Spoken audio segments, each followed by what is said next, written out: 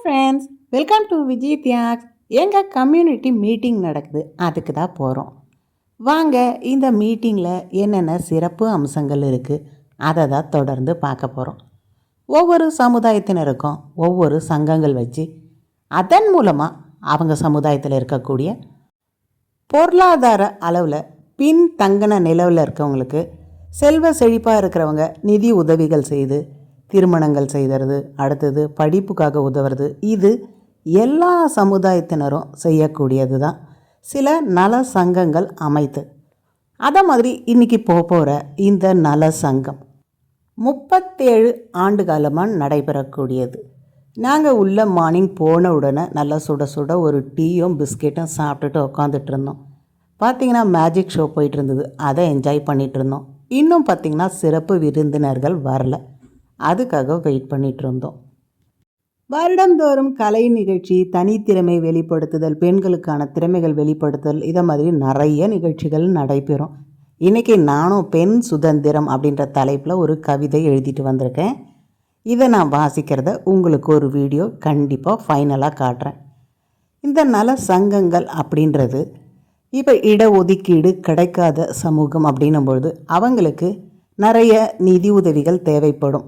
இப்போ நம்ம கல்விக்காக அப்படின்னும் பொழுது இதே சமுதாயத்தில் இருக்கக்கூடிய சில செல்வந்தர்கள் அவர்களுக்கு உதவி செய்து அந்த கல்வியில் மேம்பட செய்கிறாங்க. கல்வி அப்படின்றது ரொம்பவே முக்கியமானது. மனிதர்களோட அந்த ஒரு அறிவு வளர்ச்சிக்காகட்டும், முன்னேற்றத்திற்காகட்டும், இதற்கான ஒரு அமைப்புகளாக தான் இப்போ நம்ம பார்க்குற இந்த நல சங்கங்கள் இயங்கிட்டு வருது. ரெட்டியார் நல சங்கம் அப்படின்னு பார்க்கும்பொழுது இதிலேயே பல உட்பிரிவுகள் இருக்குது. தமிழ்நாடு முழுவதும் ஒவ்வொரு அந்த மாவட்டங்களுக்கும் பார்த்திங்கன்னா ஒவ்வொரு உட்பிரிவு, ஒவ்வொரு நல சங்கங்கள் இருக்கும். இது எல்லாம் ஒருங்கிணைந்த மாதிரியும் ஒரு நல சங்கம் இருக்குது. இதில் என்னென்ன முன்னேற்றத்திற்கான வழிகள், என்னென்ன வளர்ச்சிக்கான வழிகள் நம்ம சமுதாயத்து மக்களுக்காக செய்யணும், இதற்கான ஒரு கலந்துரையாடல்கள், அறிவுரைகள், இதெல்லாம் இந்த நேரத்தில் பார்த்திங்கன்னா உரையாடப்படுகிறது. இது எல்லா மக்களுக்கும் ஒரு பயனுள்ளதாக இருக்கும். கோடி வாழ்ந்தால் கோடி நன்மைன்வாங்க. இதை மாதிரி எல்லோரும் சேரும்பொழுது ஒவ்வொருத்தருக்கான அந்த தேவைகள் பூர்த்தி செய்யப்படுது. திருமண தகவல் மையம் மூலமாக இங்கே பதிவு செய்கிறதும் நடைபெறுது. சிறப்பு விருந்தினருக்கான இந்த அழகான ஒரு இசை அமைப்புகளோட வரவேற்கப்படுறாங்க. காப்பிரைட் காரணமாக அந்த இசை உங்களுக்கு நான் பதிவிட முடியல. ரொம்பவே சிறப்பாக அமைந்த இந்த விழாவில் பார்த்திங்கன்னா நிறைய மக்கள் நல்ல ஒரு ஆன்மீக ரீதியிலையும் சரி, தொழில் செய்ய வேண்டிய விஷயங்கள்லையும் நல்ல உரையாற்றினாங்க. பெரிய சேனை வருகிறது. 60,000 அக்ரோனி சேனைகளை திரட்டி கொண்டு வருகிறான் பரதன் ராமனிடத்துல ஆட்சியை கொடுக்கிறதுக்கு. இப்பெல்லாம் ஆட்சியை குடிக்கிறதுக்கு தான் ஊர்வலம். ஆட்சியை குடுக்கிறதுக்கு ஊர்வலம் விட்ட ஒரே ஆள் நம்ம ஆள் தான். அப்போ ஆட்சியை குடுக்கிறதுக்கு 60,000 அக்ரோனி சேனைகளை கூட்டி கொண்டு வந்தான். அதை பார்த்த உடனே குகன் என்ன நினைச்சிட்டான், இவன் நாட்டுல தான் வாழ விடல, காட்டுலயும் இவனை வாழ விட மாட்டான் போல. நான் இவனை என்ன பண்றவர், ஆழ நெடுந்திரை யாரு கடந்துவர் போவாரோ, வேட நெடும்படை கண்டு விளங்கிடும் வில்லாளோ, தோழமை என்றவர் சொல்லிய சொல்லொரு சொல்லன்றோ, ஏழமை வேடன் இறந்திலன் என்றனை ஏசாரோன்னு சொல்லி வீரவசனம் எல்லாம் பேசி நான் பார் அவனை உண்டு இல்லைன்னு ஆக்குறேனா பார் பரதனன்னு பார்த்தான். கிட்ட வர வர வர வரதான் தெரியும் வர்க்கலையின் உடையானை, மாசரைந்த மெய்யானை, மதியிழந்த நகையானைன்னு அப்படி எப்படி ராமன் வந்தானோ அதே போல வந்தானாம் பரதனும்.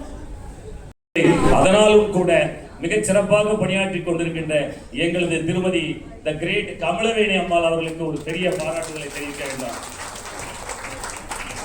இப்படிப்பட்ட ஒரு கட்டமைப்பில் இயங்கிக் கொண்டிருக்கிறோம் என்பதை உங்களுக்கெல்லாம் சொல்லிக்கொண்டு நாங்கள் சேவைகளை தொடர்ந்து செய்து கொண்டே இருப்போம். வருடத்திற்கு ஒரு முறை நடக்கக்கூடிய இந்த மாதிரி ஃபங்க்ஷன் போகும்போது நிறைய ஃப்ரெண்ட்ஸ் எல்லாம் மீட் பண்ணுவோம். அது இன்னுமே மகிழ்ச்சியாக இருக்கும். இவங்களை எல்லாருமே எல்லா திருமண நிகழ்ச்சிகள்லையும் பார்ப்போம். இருந்தாலும் இந்த நிகழ்ச்சியில் மீட் பண்ணுறது இன்னுமே ரொம்ப நல்லாயிருக்கும்.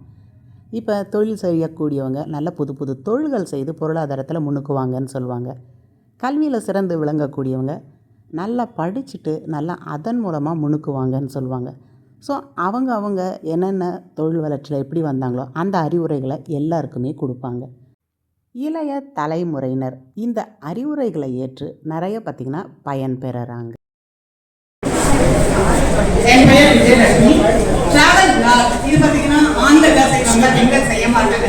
ஏன்னா எதுவுமே பெண்களால செய்ய முடியாது, எதை எடுத்தாலுமே பெண்களால செய்ய முடியாது. ஆனா எல்லாமே பெண்களால செய்ய முடியும். இப்ப நான் பெண் சுதந்திரத்துக்காக ஒரு கவிதை ஒன்று எழுதிட்டேன். அதை உங்களோட நான் இப்ப பாருறேன். வீட்டுக்குள்ளே பெண்ணை கூட்டி வைத்து கரண்டியும் கையுமாய் கட்டி போட்டது அந்த காலம். பின்னுக்கு பறக்கும் கல்பனா சாவ்லாக்கள் உருவானது இந்த காலம். பெண் சுதந்திரம் பேசும் சங்ககால பெண்கள் ஔவையார், கோகுர் மாசாத்தியார், ஆதி நந்தியார், வெள்ளி குழந்தையார், பொன்முடியார், அலூர் நந்தியார், நக்கனையார், காக்கை பாடியார், வெளி நீதியார், காவல் பெண்கள், நப்பச்சாயார், இவ்வளவு பேர் சங்ககாலத்திலிருந்தே இருக்காங்க பெண் சுதந்திரத்துக்காக.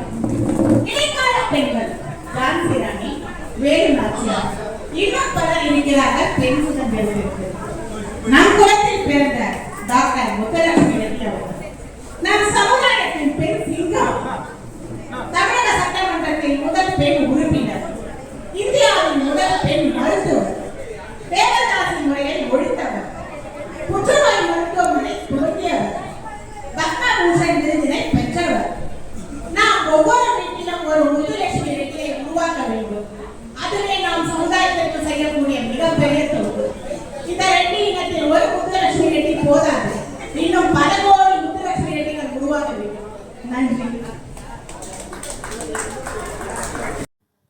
வருடத்திற்கு ஒரு முறை இதை மாதிரி நம் குடும்ப நபர்களை சந்திக்கிறது ரொம்பவே சந்தோஷமாக இருக்கும். இவங்க எல்லாரையுமே ஒவ்வொரு திருமண நிகழ்ச்சியில் சந்திப்போம். ஆனால் எல்லாரையும் ஒரு இடத்துல இதை மாதிரி சந்திக்கிறது ரொம்பவே மகிழ்ச்சியாக இருக்கும். இந்த ஃபங்க்ஷன் எல்லாம் முடிச்சிட்ட பிறகு மேலே விருந்துகளும் ரெடியாக இருந்தது, மதிய விருந்து. அதெல்லாம் சாப்பிட்டுட்டு எல்லா ஃப்ரெண்ட்ஸுக்கும் பாய் சொல்லிவிட்டு நான் கிளம்பிட்டேன். அடுத்த இந்த விழா எப்போ வரும் அப்படின்ற எண்ணம் தான் எல்லா மனசுலேயும் இருக்கும். அந்தளவுக்கு இங்கே இருக்க நிகழ்ச்சிகளாகட்டும், இங்கே இருக்க நண்பர்களை தோழிகளை சந்திக்கிறதாகட்டும் எல்லாம் பார்த்திங்கன்னா ரொம்பவே மனசுக்கு எல்லாருக்குமே ஒரு பிடிச்ச விஷயமா இருக்கும். இந்த வீடியோ கண்டிப்பாக உங்களுக்கு பிடிச்சிருக்குன்னும் போது மறக்காமல் விஜய் தியாக் சேனலை லைக் பண்ணுங்கள், ஷேர் பண்ணுங்கள், சப்ஸ்கிரைப் பண்ணுங்கள்.